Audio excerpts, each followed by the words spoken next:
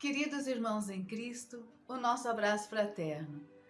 Agradecida pelo convite feito pelo irmão Silvio e a equipe diretiva da Sociedade Beneficente Espírita Vinha de Luz, na pessoa da irmã presidente Astrid Helena Greve e vice-presidência irmã Valmor Michael.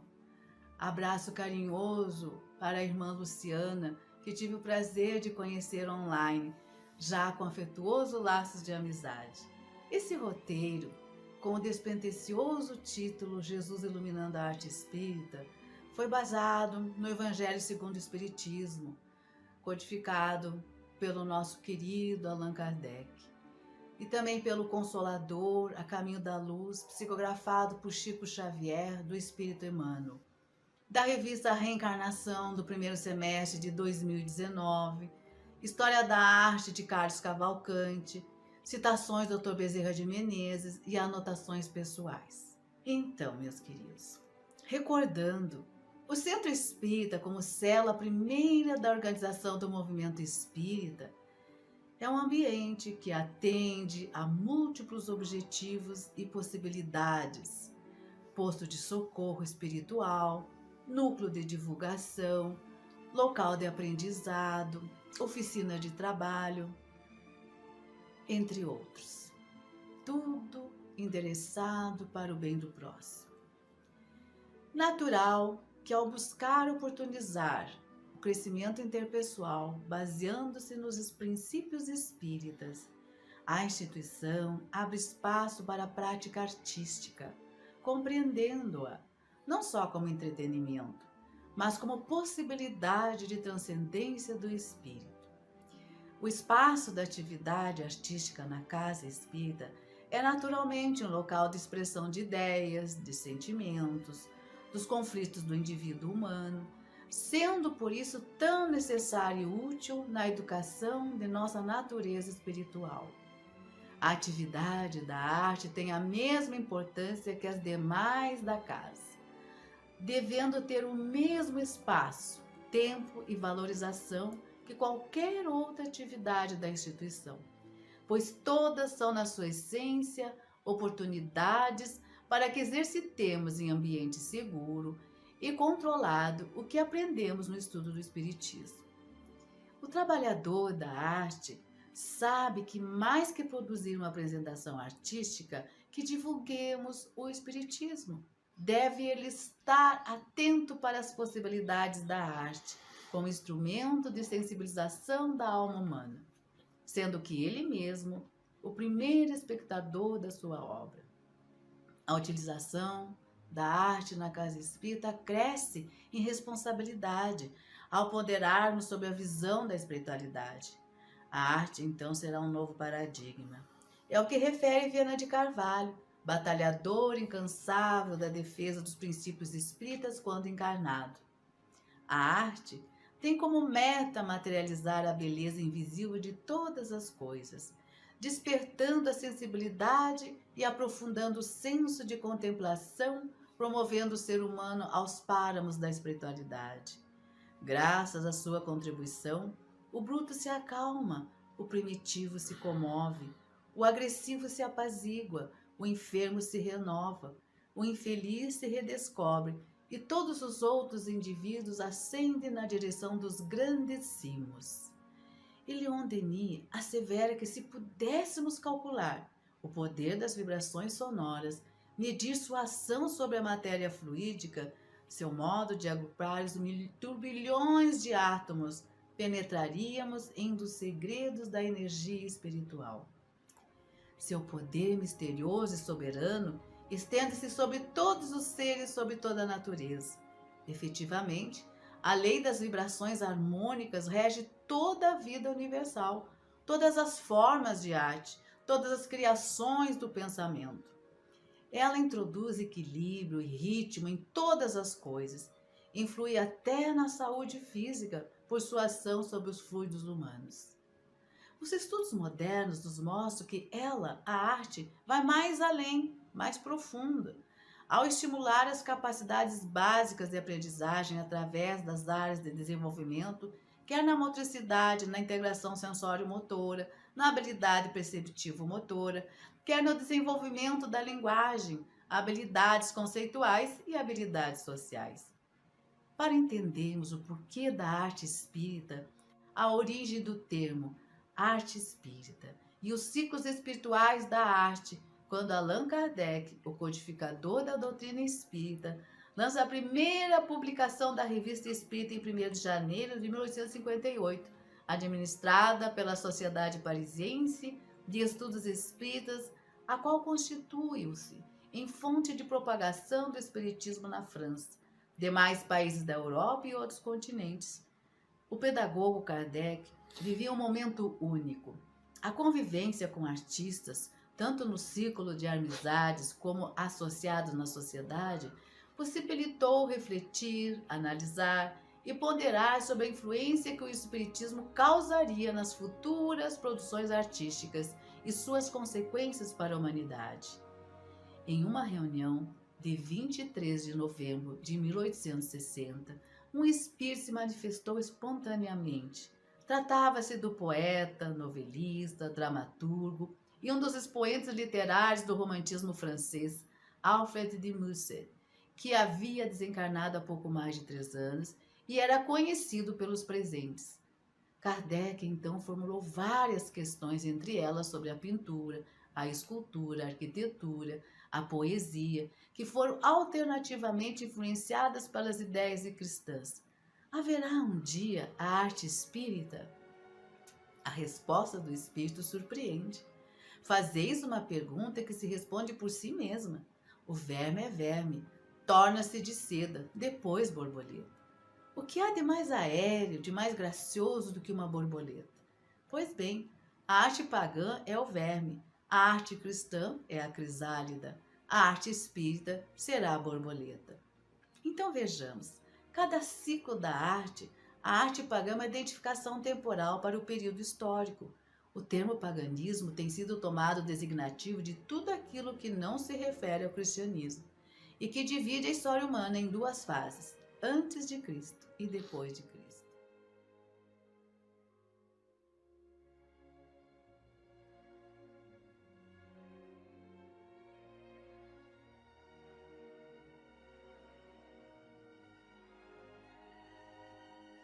Através de estudos científicos, verifica-se a manifestação artística desde os tempos mais remotos.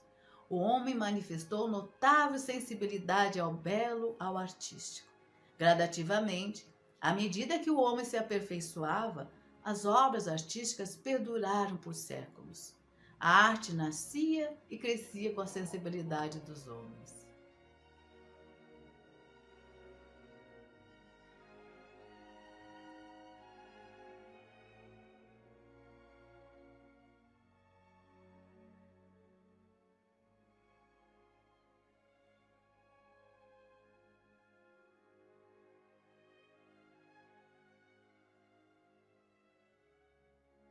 Portanto, o conhecimento que temos sobre os povos antigos devemos às obras de arte deixadas por eles, descortinando suas culturas, crenças e suas heranças.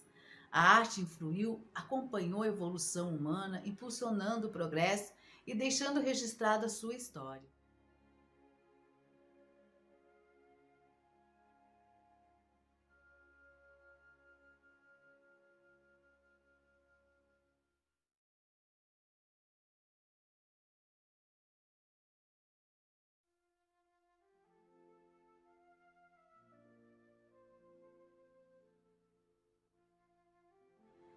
Quanto ao ciclo da arte cristã, estava reservado a tarefa de fazer ressaltar a beleza da alma sobre a beleza da forma, adicionando um sentimento novo, desconhecido pelos antigos. Inspirada nas terríveis provas dos mártires e revestida a severidade da origem materna, a arte cristã nasceu nas catacumbas.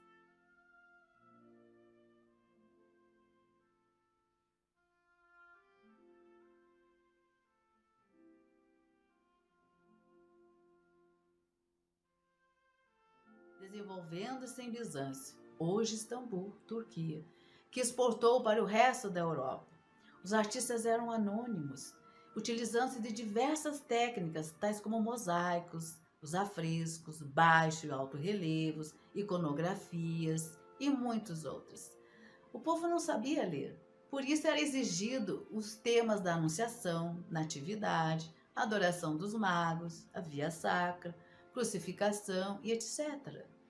O povo então conheceria a história do Cristo através da arte. Lembrando da pergunta que Kardec fez aos espíritos superiores, qual o tipo mais perfeito que Deus ofereceu aos homens para lhe servir de guia e modelo? E se ele tivesse acrescentado, qual o maior artista de todos os tempos? Certamente seria respondido que o grande arquiteto é Deus, nosso Pai, que enviou aquele com uma mente artisticamente perfeita, Jesus. O grande artista, o qual é membro de uma comunidade de seres angélicos perfeitos. Ele e suas legiões de trabalhadores divinos, que lançou sobre o bloco da matéria informe, que a sabedoria do Pai deslocara do sol para suas mãos augustas e compassivas. Operou a escultura geológica do orbe terreno, talhando a escola abençoada e grandiosa, na qual o seu coração haveria de expandir em amor, claridade e justiça. Organizou o cenário da vida, criando sob as vistas de Deus o indispensável à existência dos seres do porvir. A ciência do mundo não lhe viu as mãos augustas e sábias na intimidade das energias que vitalizam o organismo do globo. Então a luz do sol beijava em silêncio a beleza melancólica dos oceanos, suas riquezas e o colorido dos peixes, suas espécies marinhas. Qual artista produziu o arco-íris das flores, das paisagens, das árvores, dos encantos e recantos de lugares escondidos nas matas e nas montanhas? Qual artista faria sua grande obra-prima ao embelezar o planeta Terra para que os seres humanos se emocionassem em contemplação da sua natureza? E o canto dos pássaros, o seu colorido, os animais, meu Deus, quanta beleza ao nosso derredor, para que admirássemos tão majestosa natureza. Como ficarmos tristes, inconsoláveis diante de tanta beleza? A chuva que renova, o sol que aquece e revive de noite para o dia, o vento que acaricia as árvores deslumbrantes com suas flores de diversos matizes. O nosso artista maior, que veio à face da terra, trazendo à família humana a lição imortal do evangelho de amor e redenção, e que enviaria o Consolador prometido, Cristo, iniciador da mais pura, da mais sublime moral evangélico-cristã, que há de renovar o mundo, aproximar os homens e torná-los irmãos, que há de fazer brotar de todos os corações a caridade e o amor ao próximo, e estabelecer entre os humanos uma solidariedade comum de perfeita moral, que há de transformar a terra, tornando-a morada de espíritos superiores aos que hoje a habitam. Na acústica do tempo, de certa forma, Jesus nos convida para sermos pescadores de almas. E com a arte espírita representada pela borboleta, inspiração na vida futura, no Evangelho de Jesus, a alma será abençoada com o canto de alegria depois da batalha. A felicidade está mais perto de nós, está em nós, ao nosso alcance, nos seres que nos cercam e com os quais podemos entrar em comunicação. A morada dos eleitos não é mais isolada. Há solidariedade constante entre o céu e a terra voltada para o bem. O Espiritismo abre à arte um campo novo, imenso e ainda inexplorado, afirma Kardec. E quando o artista trabalhar com convicção, como trabalharam os artistas cristãos, aurirá nesta fonte as mais sublimes inspirações, como elucida Emmanuel, convidando-nos a uma profunda reflexão sobre a arte.